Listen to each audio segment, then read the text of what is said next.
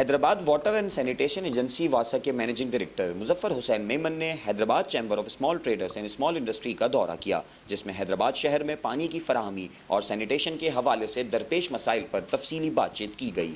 Hyderabad chamber of small traders and small industry کے صدر دولت رام لوہانہ نے ایم ڈی واسا کا استقبال کیا اور اجرک کا تحفہ پیش کیا۔ اس موقع پر استقبالیہ خطاب کرتے ہوئے ان کا کہنا تھا کہ ایم ڈی واسا کا شکریہ ادا کرتا ہوں کہ انہوں نے چیمبر کی دعوت قبول کی۔ موجودہ صورتحال سے قبل میونسپلٹی فراہمی و نکاسی آپ کی ذمہ داریاں بخوبی سر انجام دے رہی تھی۔ جگہ جگہ اسٹینڈ نل موجود تھے جو کہ بالکل مفت تھے، لیکن 1976 میں فراہمی و نکاسی آپ کا کام واسا کے حوالے کیا گیا۔ اس وقت سے نظام کی صورتحال میں خرابی شروع ہو گئی۔ ہم واسا انتظامیہ سے مطالبہ کرتے ہیں کہ نکاسی آپ کی صورتحال کو درست کیا جائے۔ اس موقع پر ایم ڈی واسا مظفر حسین میمن نے خطاب کرتے ہوئے کہا کہ 25 دسمبر سے 15 یوم کے لیے بھل صفائی کے سلسلے میں پانی کی وارہ بندی رہے گی۔ واسا اس دوران 7 دن کا پانی سٹاک میں رکھ سکتا ہے اور کوشش کی جائے گی کہ عوام کو پانی کی کمی کا سامنا نہ کرنا پڑے۔ انہوں نے کہا کہ سائٹ فلٹر پلانٹ کا نوٹیفیکیشن جاری کر دیا گیا ہے، لیکن تاحال سائٹ حکام نے فلٹر پلانٹ واسا کے حوالے نہیں کیا۔